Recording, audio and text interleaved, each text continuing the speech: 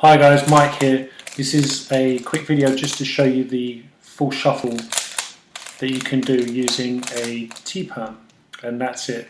So it's just a series of 14 moves repeated twice, and what it allows you to do is to mix up the cube on the first 14 moves, and then second 14 moves it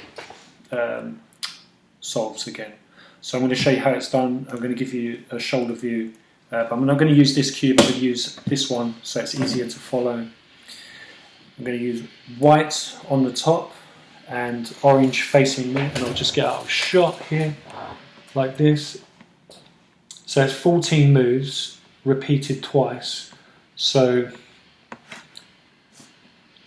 you want your right hand face down on top of the white with your index finger on the front like this, because it helps in the finger triggers that you're going to be using. So like this: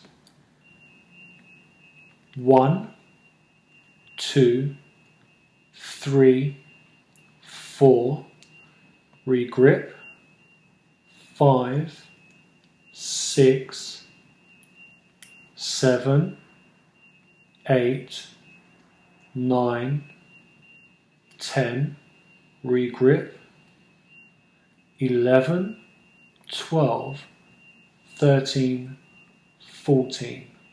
So that's 14 moves, and what you've done is you've just swapped the edge, the corner pieces and the edge pieces, and now you're going to repeat the process and slot them back again. So again, it's 1, 2, 3, 4, regrip, 5, 6, 7, 8, 9, 10, regrip, 11, 12, 13, 14. So that's it. So that's a full shuffle that you can use when you're in the Cube Effects mix.